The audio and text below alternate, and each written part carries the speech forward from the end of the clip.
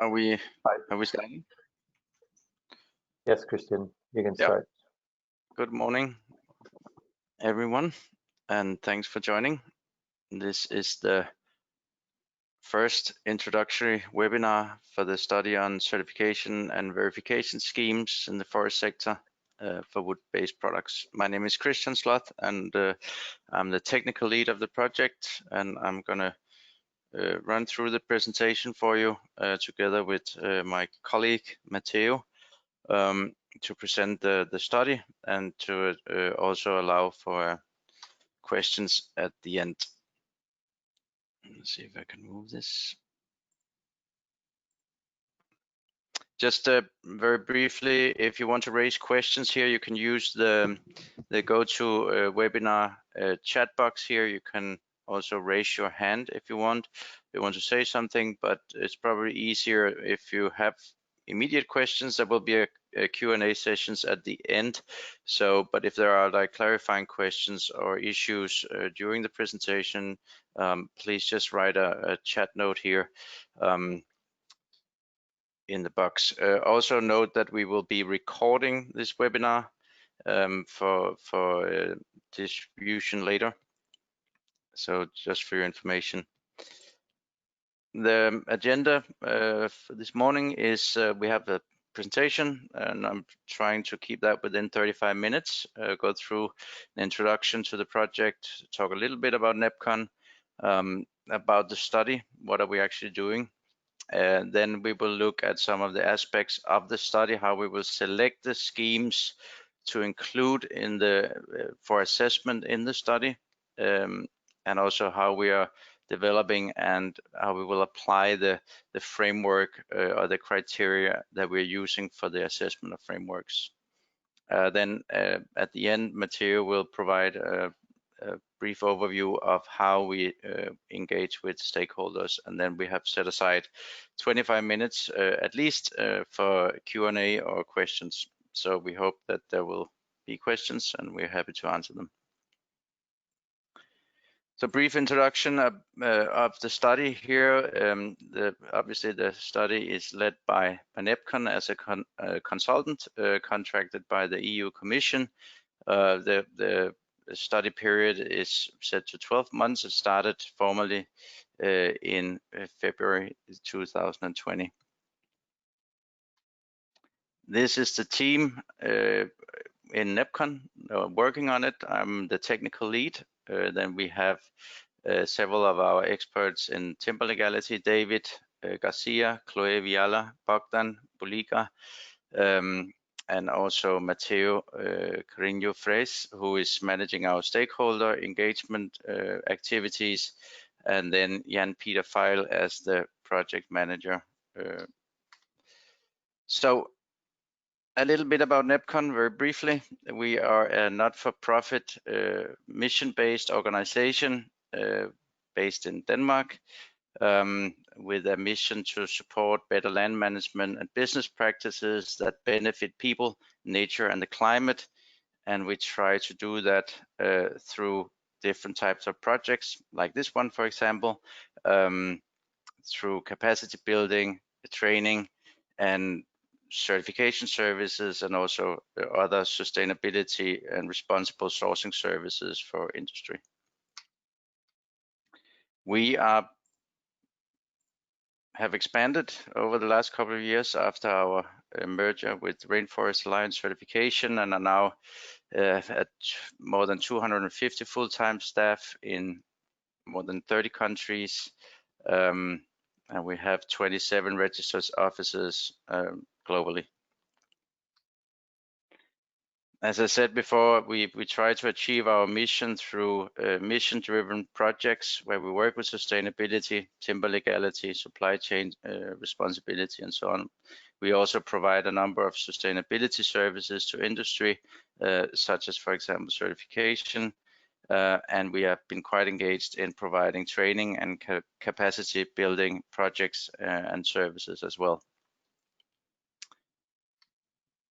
We are, as I said, certifying against a number of different systems in the timber sector, FSC, PFC, and SBP. We also have a few of our own certification program, the Sustainable Tourism Certification, Carbon Neutral Footprint Certification, and the Timber Legality Legal Source services. But we work broadly also in other commodities like cocoa, coffee, and palm oil. So a little bit of a background to the study, why this is happening, I guess.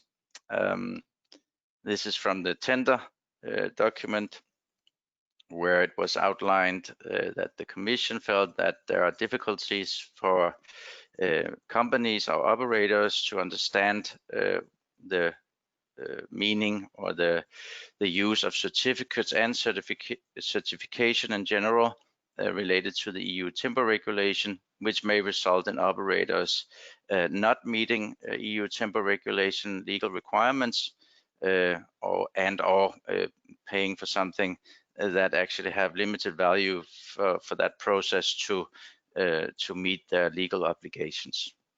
That same problem is relevant for the competent authorities that is in charge of enforcing the timber regulation.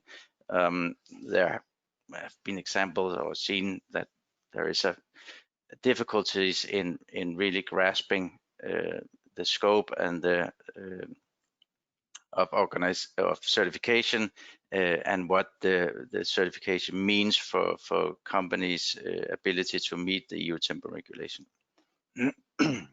Christian, sorry to interrupt for a moment, just to mention that Niels Belling from the Commission, we're happy that he's joining this call as an observer. So this may just be the right place to make that to know. Yeah, that. Sorry. Hi, Niels. You are here.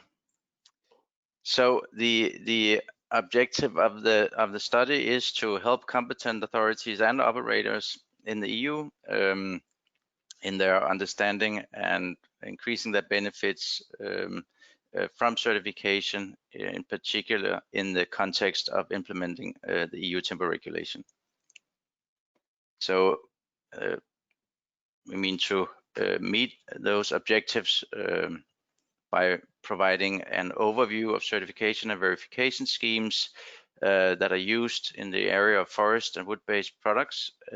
We will develop and apply an assessment framework for evaluation of certification schemes and verification schemes in relation to their strengths and weaknesses in relation to the EU timber regulation.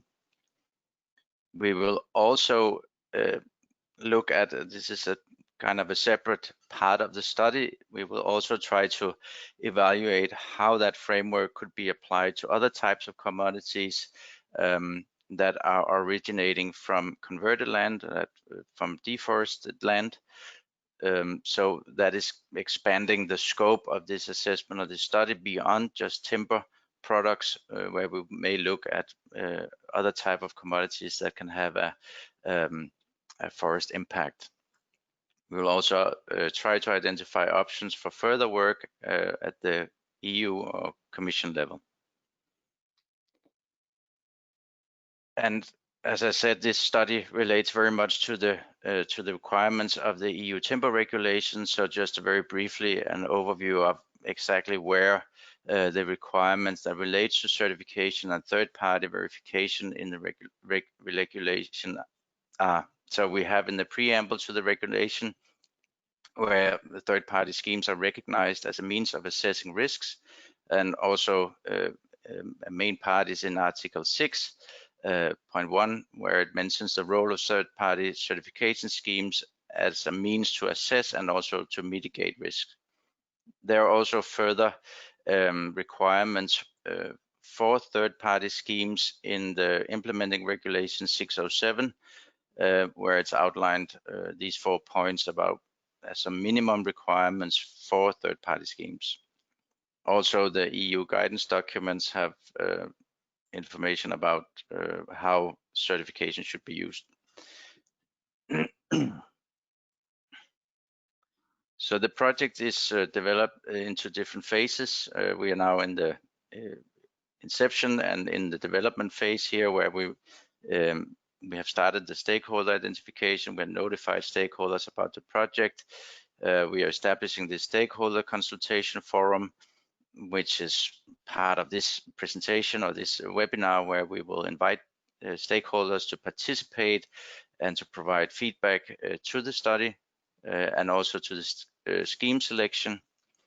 Then the next phase is that when we have the framework in place and a procedure for assessing schemes, we'll apply that to the selected schemes. And as I mentioned, we will evaluate how this framework could be applicable to other schemes for other commodities. And throughout this process, we will have we'll focus very much on stakeholder engagement in all phases. So these are the specific tasks that we have outlined in our terms of reference. That reflects the phases I just mentioned. We will create overview of certification and verification schemes that are relevant. We develop and apply the assessment framework.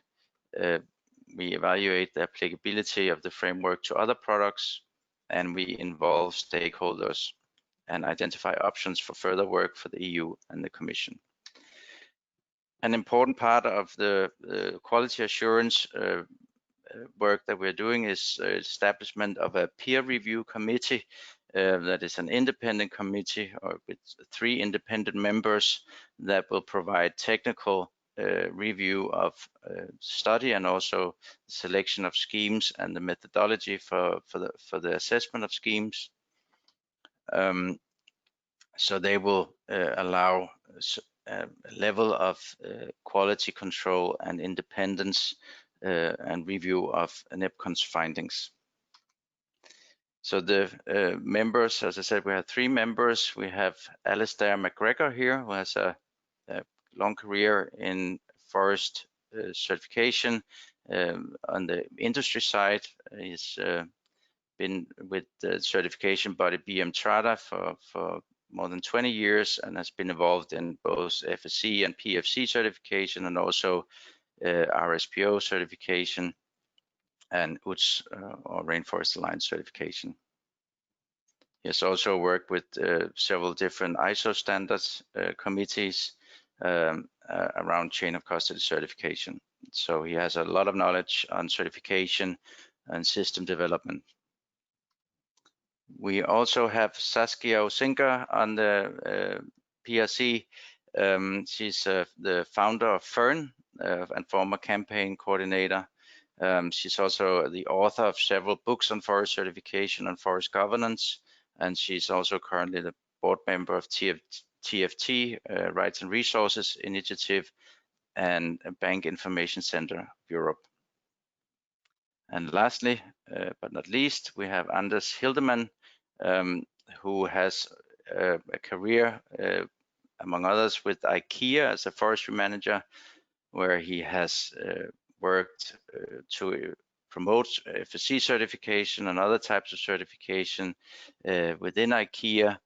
He also worked for other companies, among them Alstom Munksjö in Sweden, as a vice president of sustainability.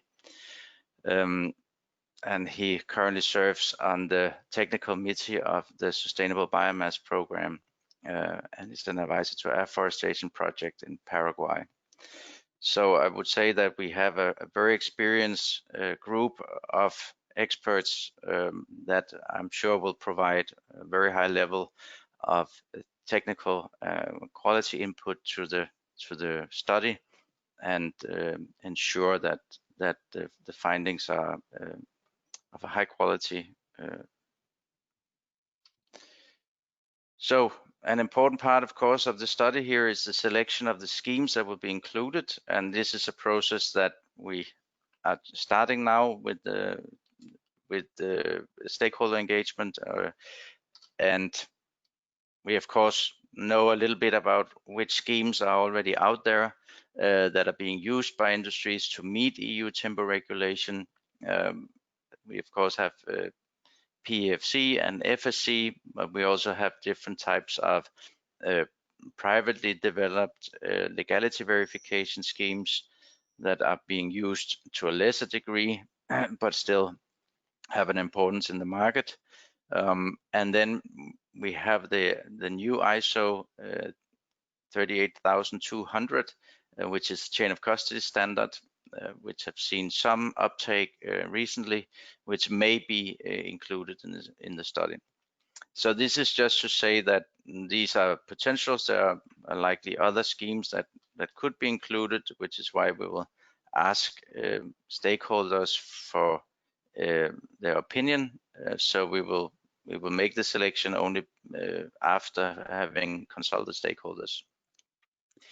So we have here a link to the scheme selection survey. I think Matteo will get back to that later.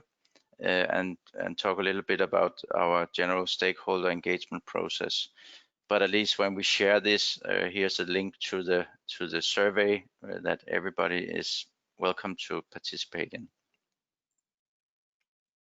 So when we have selected the scheme, obviously we will have to assess them, and we'll do that by using an assessment framework that will include key aspects of timber legality certification schemes. Very importantly, of course, is how the scheme cover legality. I mean, how well the scheme includes requirements for certified organizations to meet applicable legislation, and we will compare that to the definition of legality as included in EU timber regulation. We are both looking at forest level and in transport and trade, and potentially also processing. We will also look at supply chain management, how well the schemes include requirements for material tracking and exclusion of mixing of unknown products. Then we are also including certain requirements related to the quality assurance for certificate holders and also for certification bodies. So overall, we will cover a broad range of issues related to the scheme scope and also the quality and integrity of the assurance that is provided. So when we apply the framework, it's important to mention that we are only doing desk-based work, so there will be no field evaluation of performance. It means we are not going to the forest and doing shadow auditing of certification bodies as such. We will conduct interviews with scheme owners or managers and potentially other relevant stakeholders, but we are not planning to conduct any field evaluation. In the evaluation, we will include all relevant documents of the schemes, both standards themselves, but also guidance note, policies, procedures, and so on. So we will include in the evaluation the complete documented system from the schemes. That was it. Now I will hand over to Matteo, who will provide a brief overview of our stakeholder engagement process. Thank you. Thank you very much, Christian. And hi all from my side.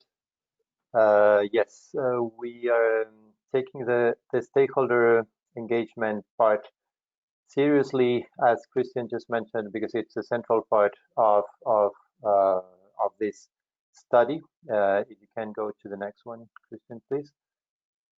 There will be several places, several moments where you will be hearing from us at the very least. The first one is this introductory webinar, which will be followed by a survey on which are the certification schemes that are going to be included, as Christian mentioned. So we will be sending this to the stakeholder consultative list that I'll talk about in a minute, and that will be posted in our website as well. Then in each part of the of the study, we'll be checking how the different stakeholders can input on that and what are the different views they can bring to it. So the scheme assessment framework, so the framework itself will be a part of that. The framework that Christian just explained. So there will be a consultation on the framework before it's finalized. There will be a workshop as well that is planned for mid-September now, where we will be discussing hopefully face-to-face, but let's see how the COVID situation evolves. But we are planning to have a workshop in Brussels in September to discuss the results of the consultation before finalizing the framework. And then there will be a webinar like this one where we explain how the final assessment framework looks like. And then the same process will happen for the application of the scheme assessment framework to the selected schemes. So there will be a consultation, a workshop, and a webinar. So as you see, all the central parts will be put to the public for input and for potential discussion and understanding of the different views on the parts of the study. We are thinking also we have planned to do some individual meetings depending on the comments we receive. We haven't organized that yet, but that will be organized as relevant, and then we'll be sharing, of course, the final results. If you go to the next one, Christian, please.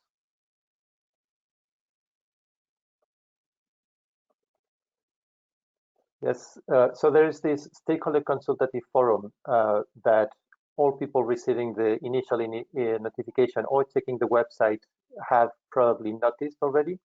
That's a way to stay up to date, because that's the platform where we'll be sending any updates. You can sign up in the QR code here or using that link or checking in the website. Everything will be at the website as well. And here you have also the QR code and the link to the website. So you can stay up to date and connected through these two platforms. And you can, of course, use our email that will be presented at the end, utr@nepcon.org, to be in touch for anything. I would like to respond already to one of the questions because it's very relevant to that part, asking how have been the stakeholders identified.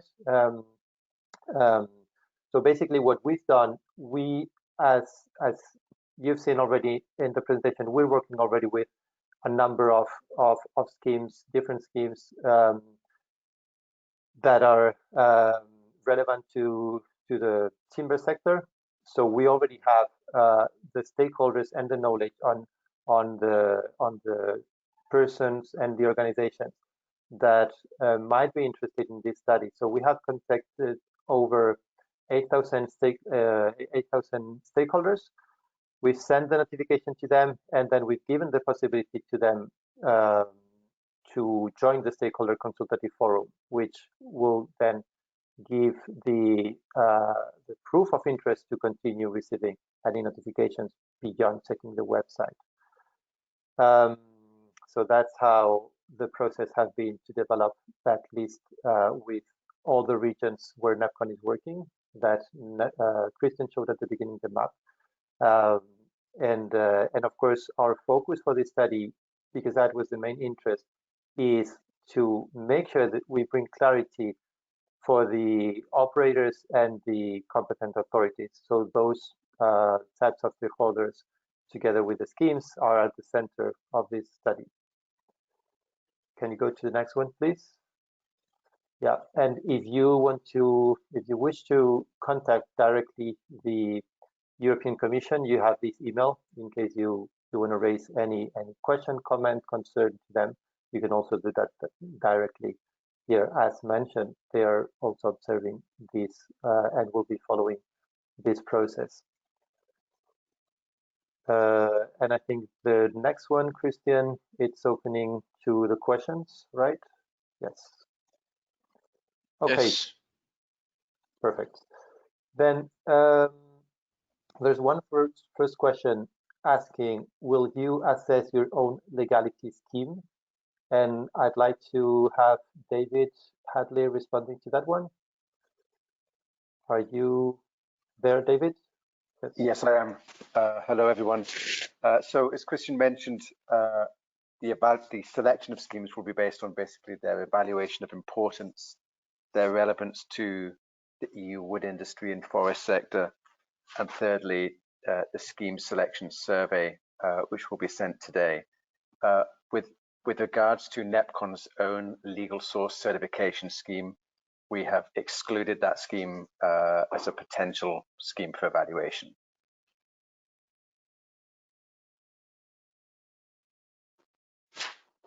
Okay, thank you, David. There's another question.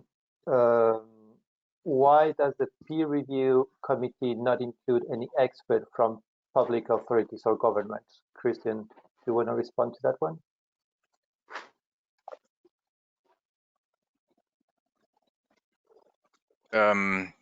Well, I think the reason we are limited in how many people we can have there, and since one of the key selection criteria we had for the participation in the peer review committee was, a real life experience with working with schemes and how they're used in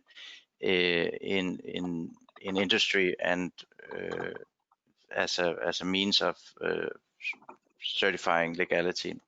So it was not as such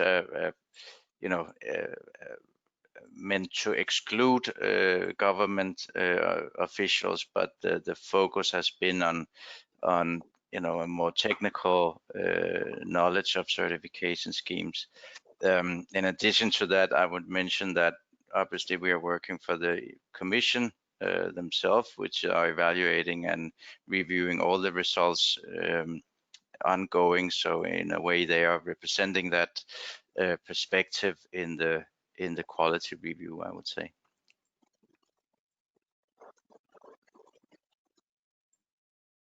Thank you. Then the next question, how do you propose to evaluate for sustainability aspects in the selected certification schemes? I'll let David answer to that one. Yeah, I'll let David respond to that one. Please recall that there's a framework that is going to be the basis for assessing the standards, and that framework will be released for stakeholder consultation before finalization. But I'll let David add to that.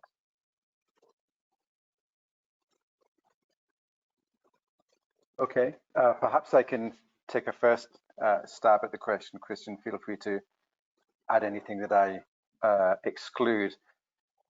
The development of the framework for evaluating certification schemes, or the objective, if you like, is to assess the ability of those schemes to provide assurance of low risk with regards to the EU timber regulation. So I guess the key criteria, if you like, for against which those schemes will be evaluated will be the legality definition of the EU timber regulation and other requirements that come out of that regulation. So the evaluation is not does not go beyond that into the area of sustainability criteria as such.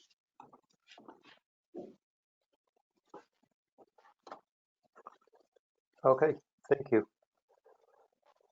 Thanks, David.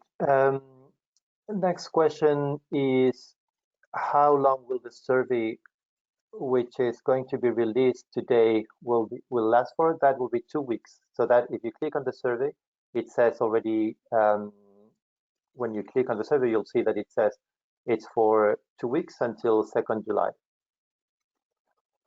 And then the next question, by PFC, does it cover PFC national bodies or only their benchmark standard? Can you respond to that, Christian? Yeah, sure. That's a good question. That's part of what we will try to to get more information on through the stakeholder consultation. Really, obviously, PEFC operates with a international benchmark standard, and then with national initiatives and national standard systems and national accreditation, which is a bit apart from FSC, which have the international FSC standard and international generic indicators. The thinking is that we will probably evaluate, or we will evaluate, if we select the PFC and FSC, we will evaluate the international standards, but most likely if also include evaluation of national level, national standards for PFC and also national adaptation for FSC, depending on which countries would come out in the survey as the most important. Thank you. So the next question, what is the final result expected to be if, as a result, NEPCON finalizes that actual certification schemes like FSC or PFC do not cover all the EUTR requirements? Is EU or NEPCON going to introduce a new certification scheme to comply with EUTR? Can you respond to that, David?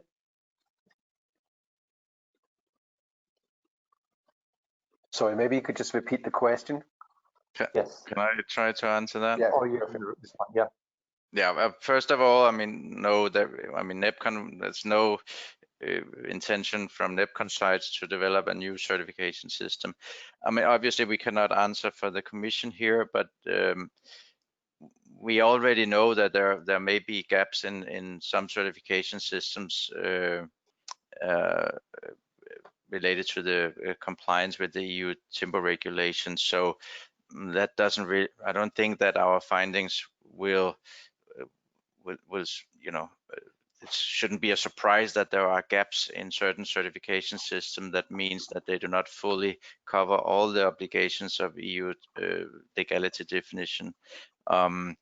So I think what this study can do is to provide in-depth information and guidance and clarify exactly how the different systems work, where they do meet the EU timber regulation and where they may not potentially meet the EU timber regulation, and then what to do about it.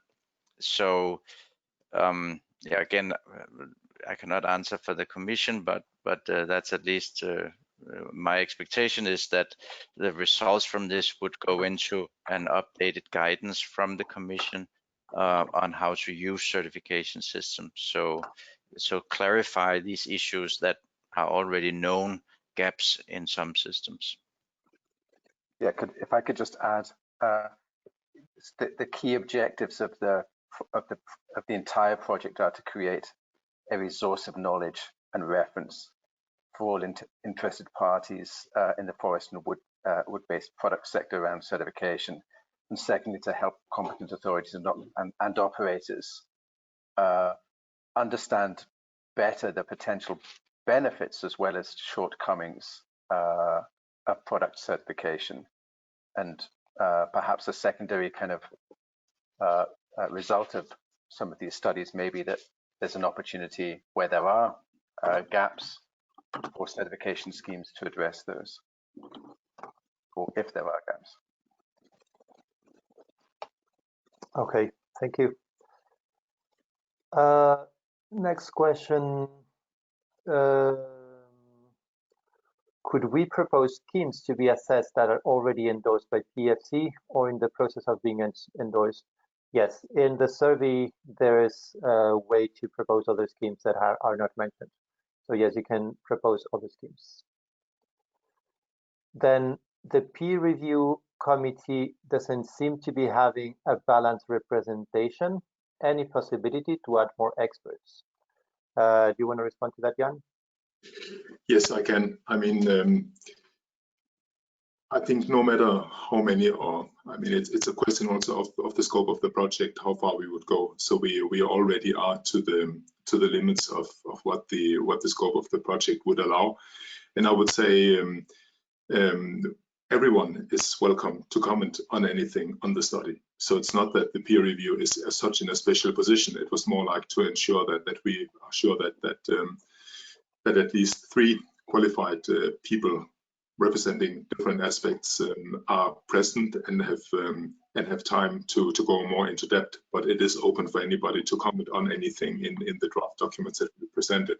So in that sense, I'm not so concerned that we don't get balanced input, or that the option is there available for everybody to provide input as required. Thank you. Yeah, and then a connected question, if you can respond, Jan. The peer review committee could be also bigger than 3 persons to ensure more perspectives. Do you want to add?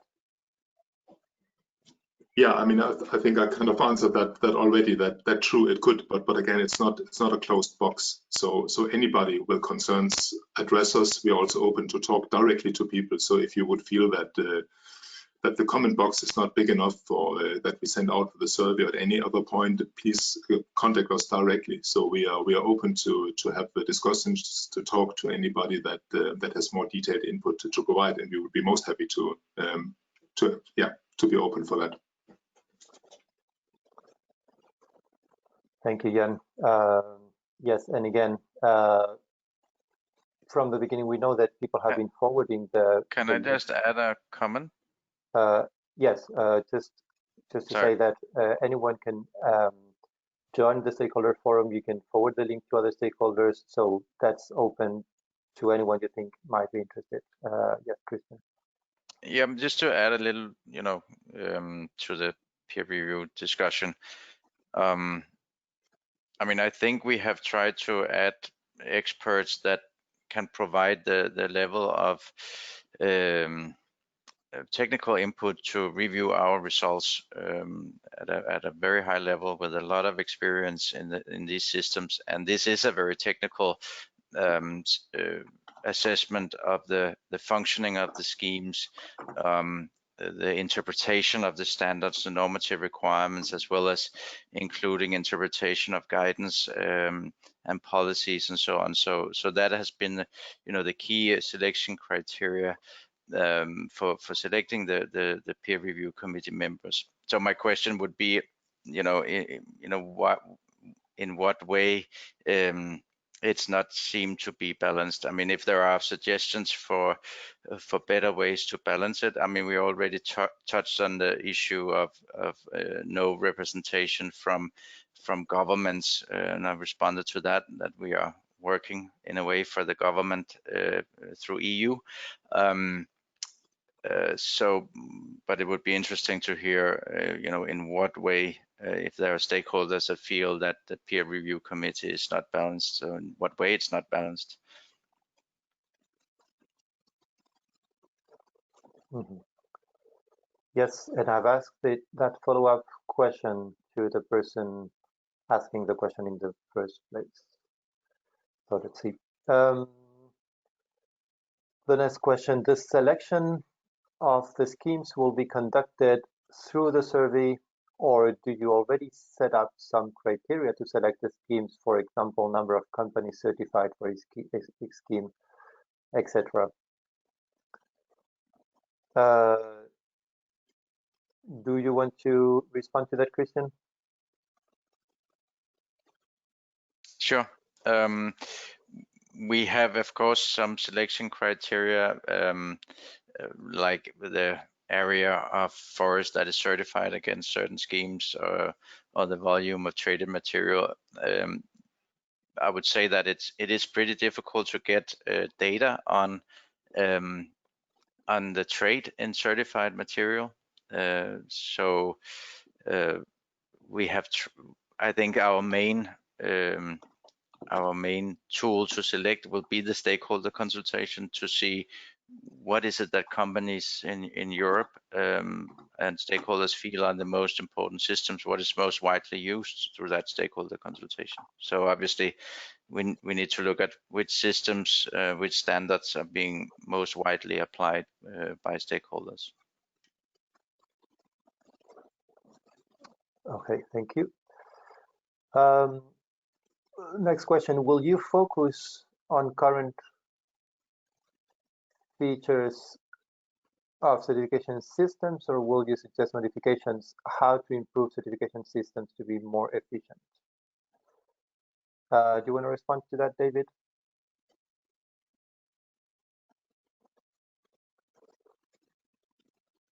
Yeah, there's some background noise, so apologies in advance if that's coming through. So we will basically focus on the certification schemes as they are now. It's not part of the project to suggest modifications from NEPCON as to how to improve those. Okay, clear, thank you. Is there a way to make sure competent authorities will follow the recommendations at the end of the project? Some CAs, competent authorities, don't even care about the decisions of their own expert group. Can you respond to that, Christian? Yeah, again, this is not really within our the scope of our task. That's a yeah, political issue through the Commission and the member states. Thank you. And then a connected question: could governments engage in a VPA use the same framework to assess the use of voluntary certification in the context of legality verification of imported and domestic timber sources? Sure, I think that's a very relevant question, and I think yes, definitely. This framework, it's equally applicable, to any certification system. The only, I would say, the only adjustment that you would maybe have to make is depending on the definition of legality that's applied in, for example, a VPA country. Some VPA include in their legality definition processing, legal requirements for processing, which is not directly mentioned in the EU timber regulation. So there may be a need for addition of added legal categories to cover the full scope of a legality definition. But the methodology and the framework as such could easily be used. Okay, thank you. Then next question. Are you going to evaluate the functioning of the certification system, audit process, follow-up of the auditor's decision-making mechanism, accreditation mechanism, etc.? David? So the short answer to that question is, well, firstly, just to say that obviously we're still developing the draft scheme assessment framework that will be shared. So, we don't have a final version ready for sharing at this point, but this is obviously a key issue that we need to consider very closely. I think it's fair to say that if we were to limit the evaluation only to standards requirements for certificate holders, then that process would be insufficient. So we need to look at both performance requirements for certificate holders, as well as all of those requirements and quality assurance elements that form part of the operation of those certification systems, both requirements on accreditation requirements as well as other kind of quality requirements at a higher level.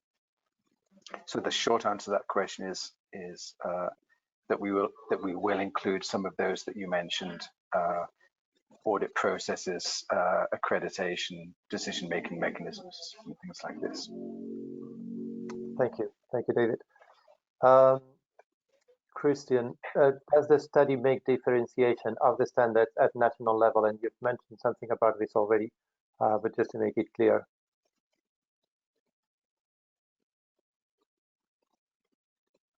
Yes, we will. I mean, we will include potentially standards, national adaptations or national standards under the different systems, if relevant. Thank you. There's a question asking if we're going to share the webinar and the presentation. The webinar will be posted in our website.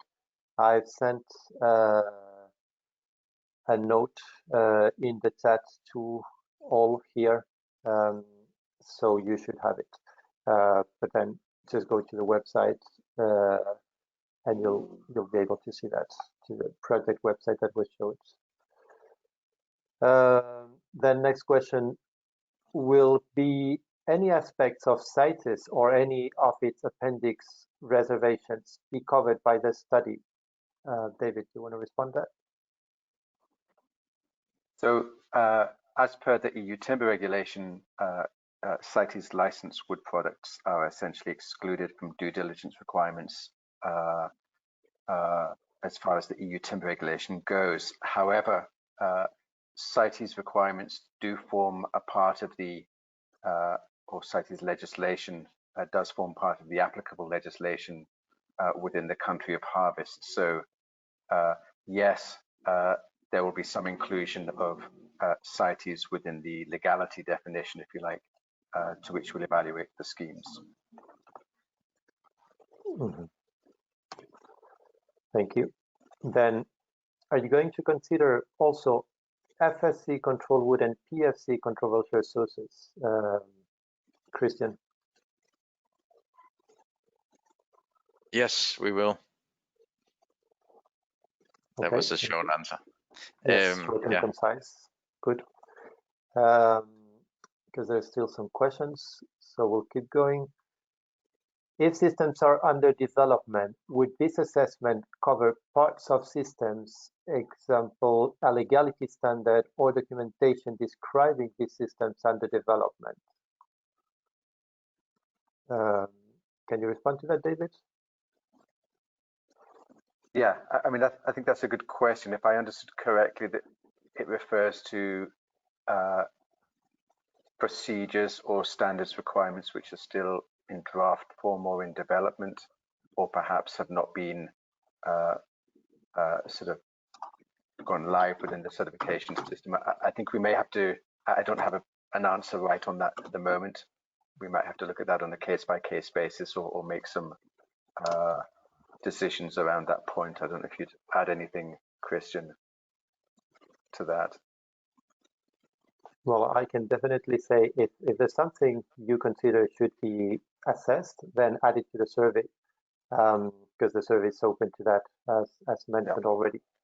So in that sense, and we will evaluate this based on what David just said. If you don't want to add anything else, Christian, on that, then I'll go to the next.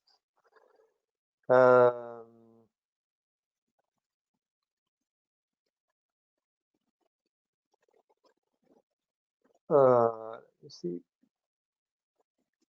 You have already developed a NEPCON certification system evaluation standard to assess certification systems against EUTR, which in itself is a shortened version of the NEPCON legal source standard. Can we expect that your work will be different? Yeah, that's a good question. Yes, we have worked over the several years with a assessment framework to evaluate third-party certification schemes. It's not I wouldn't call it a shortened version of the legal source standard. I would say that the legality definition of our certification assessment framework reflects the legality definition that we also use in legal source, which is what we have NEPCON has also used as part of our application as a monitoring organization, and which is also similar in many ways to the legality definition being used by FSC and also PFC, I guess. But so my point is to say that, you know, the legality definition that we use is a reflection of what we believe is a complete and full coverage of the requirements of the EU timber regulation to cover applicable legislation.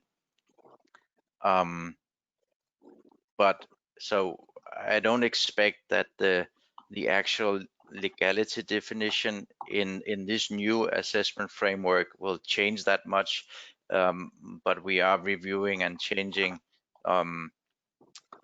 some of the requirements or assessment criteria for example, quality and integrity of certification schemes. Thank you. And there's a very similar question, but just to make it clear, well, it said that in the past, NEPCON used the NEPCON certification system evaluation standard to assess certification systems against the EUTR, which happens to be a copy of the FSC control wood standard, specifically the advice note, which in itself, it's a shortened version of the NEPCON legal tool standard. So how do you ensure that the development of the assessment framework is done impartially? So it's basically very much the same that you just responded, but then basically is saying, how do we ensure that it's done impartially as we've been developing our own tools in this area before? Yeah. Well, as I said before, I think that, you know, if the question is that, you know, why do we use a certain scope of legality? We have a definition of legality that's very much based on the EU timber regulation that we have expanded on to include different subcategories, which also is similar to the definition that FSC is using. So I would just say that was, you know, that's what we believe is a full and good interpretation of what what categories of applicable legislation should be used to meet the EU timber regulation. Obviously, what I would say in terms of impartiality, we are sending the draft assessment framework for stakeholder consultation. So any comments on the formulation of the criteria to define the legality scope are more than welcome. So if stakeholders feel that things should be added or changed or removed, we are, you know, very happy to receive comments on that. Thank you. Yes, I'm trying to compile questions here because there's some questions back to the peer review committee that I'm not going to redo. Then you just responded to another question. Yes, that one is open to pointing gaps in relation to NEPCON legal tool standard. That's no problem. There is a question saying, how is the stakeholder selection process? Is that selection finished or the people participating here are already selected? The response is that you select yourself. So basically, we've tried to touch on a number of stakeholders, and we have targeted as many as we could that we thought were relevant. As said, we sent the initial communication to 8,000 people and organizations that can also spread the word to others. And then the people that are interested in continuing being part of this, then they can join the stakeholder consultation forum.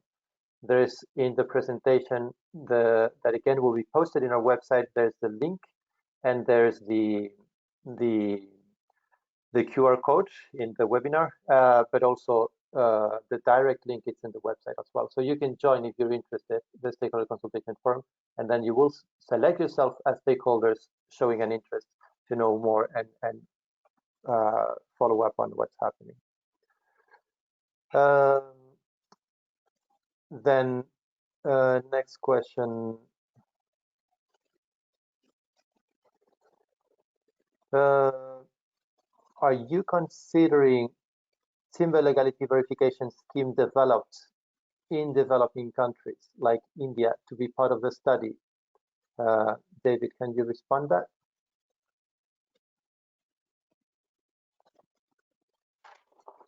Hi. So schemes developed elsewhere, which are of relevance and importance to operators and trade into the European Union, are for sure candidates for evaluation.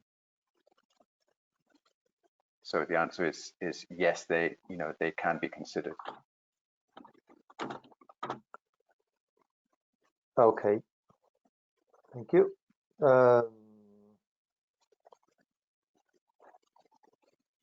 Have 5 more minutes. Let's see.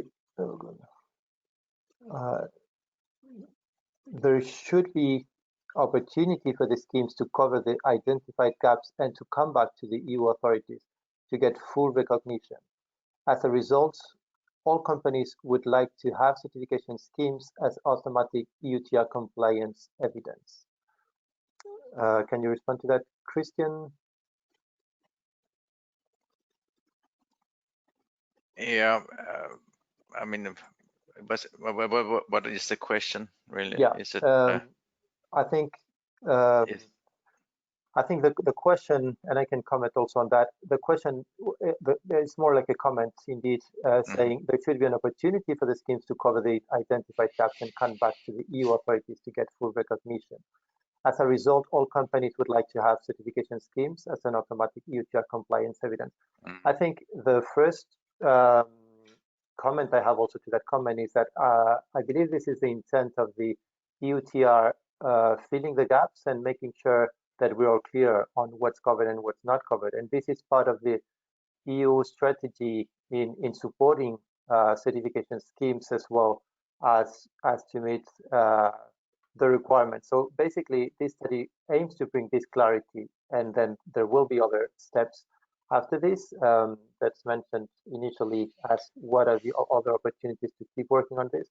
So that's not the final word on this or anything, but it aims to bring this clarity that is currently needed. I don't know if you want to add anything, Christian. But obviously we are not engaged. We are not engaged in a political process to change the EU timber regulation. So again, that's we may recommend it if it's seen as a good idea, but I mean, we cannot change the regulation, obviously.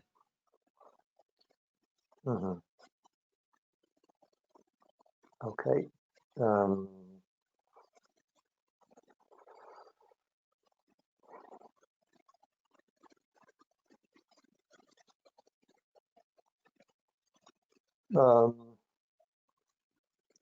Just to clarify, with regards to PFC, are all endorsed systems automatically included?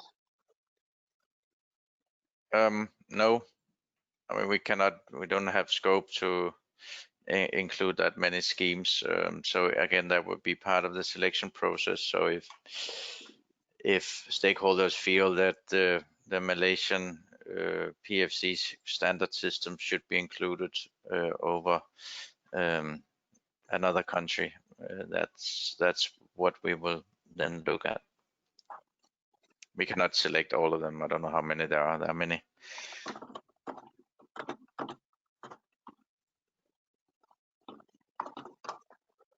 Okay, then a question for David. Is one of the outcomes of the study to have a more aligned interpretation of the UTR among different competent authorities?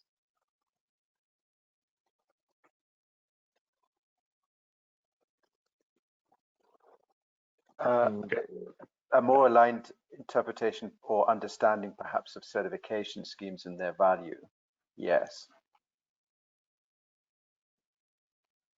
Okay, clear.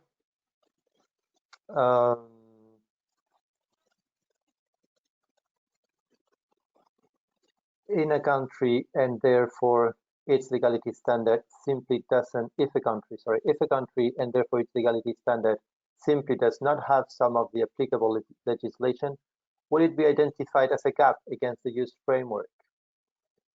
Christian?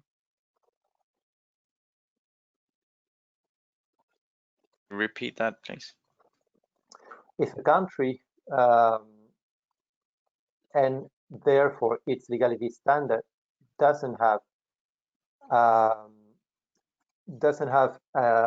some of the applicable legislation, will it be identified as a gap? So if they're not covering some points that should be covered. I mean, the current approach is that where we don't have applicable legislation, it would be not applicable. So, you know, we wouldn't evaluate, it wouldn't be seen as a gap. If there's no law you can break, then in principle, it cannot be illegal. Okay, thank you. Okay, and one last question before we finish. When is the survey on the schemes going to be released? It's going to be released today. So you will be notified if you join the stakeholder consultation forum, you'll be notified there with a direct email, or else please go later today to the website, or tomorrow to the website, and you'll see the survey posted there. So yes, there is few questions that have not been responded here, but not many really. We've covered most. So we'll be able to continue the conversation with you. You have the email that you can show there in the screen. Again, Christian, please, if there's any other question. Just wanted to return. I saw there was another comment related to the peer review committee again, stating that it was, you know, the answer was insufficient, and it was felt that that the members were not impartial. I don't know the background of that comment, of course, but I would only say that if there are, you know, continued concerns about the impartiality of the peer review committee, then I suggest that the people or the person that have those concerns submit it as an issue to us by email. Then we will take it up for discussion with the Commission. Yes, thank you for that clarification. I was just trying to cover the different issues, but as said, we can continue the conversation through the email. And then with regards with impartiality, of course, we're not interested in being impartial in this, so it's our best interest to make that clear and the results useful. So in that sense, yeah, please submit any question or concerns to us so that we can discuss them and solve them as they have a basis for it. Thank you very much. We covered 3 minutes over the full hour, but again, please feel free to contact us again and keep in touch about this. Thanks a lot. Bye. Thank you.